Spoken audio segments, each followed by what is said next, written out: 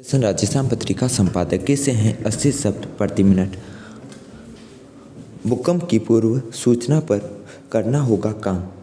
हाँ yes start.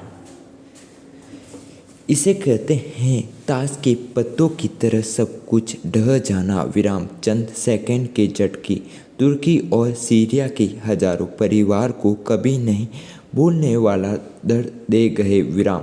सोमवार को आए विनाशकारी भूकंप में 5,000 से अधिक लोग मारे गए तो हजारों घायल हो गए विराम। यह आंकड़ा कहां तक पहुंचेगा कुछ कहा नहीं जा सकता विराम।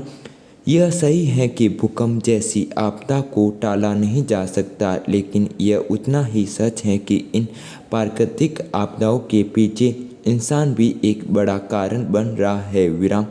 मानवीय गलतियां आपदाओं को दावत देने लगी है विराम। पैरा चिंता की बात यह है कि सदियों से आ रहे ऐसे विनाशकारी भूकंपों को रोकने की दिशा में अब तक विज्ञान भी कुछ नहीं कर पाया है विराम। जो हुआ सो बहुत बुरा है, लेकिन तसल्ली की बात यह है कि इस त्रासदी में दुनिया इन दोनों देशों के साथ खड़ी नजर आ रही है विराम।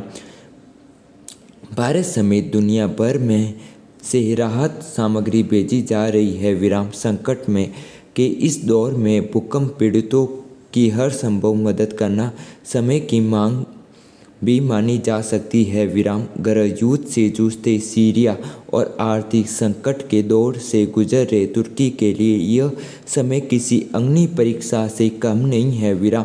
हजारों करोड़ों की संपत्ति के नुकसान की भरपाई संभव नहीं है, खासकर सीरिया के लिए। सीरिया में विरोधियों के कब्जे वाले इलाके में राहत और बचाव कार्य शुरू नहीं हो पाए विराम।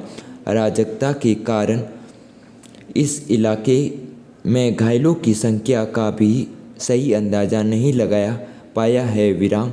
संयुक्त राष्ट्र और विश्व के दूसरे संगठनों को इन दोनों देशों में बचाव और राहत पहुंचाने का काम अपने हाथ में लेना चाहिए विराम। सीरिया में सरकार और विरोधियों को भी इस संकट काल में आपस में समझौता कर लेना चाहिए विराम। यह समय मानवता को बचाने का है, लड़ने का नहीं विराम। अस्पताल में भर्ती घायलों की जिंदगी बचाना प्राथमिकता होनी चाहिए विराम। पैरा वैज्ञानिकों को भूकंप की सटीक चेतावनी जारी करने पर भी ध्यान देना होगा विराम। अभी तक भूकंप को लेकर सटीक सूचना नहीं मिल पाने के कारण जान माल की हानि ज़्यादा होती है विराम। इस दिशा में वैज्ञानिकों को अपने प्रयास तेज करने होंगे। इस बीच नीदरलैंड के एक शोधकर्ता ने दुनिया का ध्यान खींचा है विराम।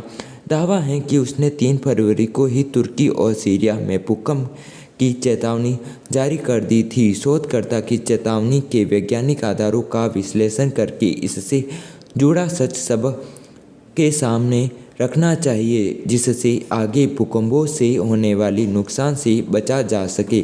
Full stop.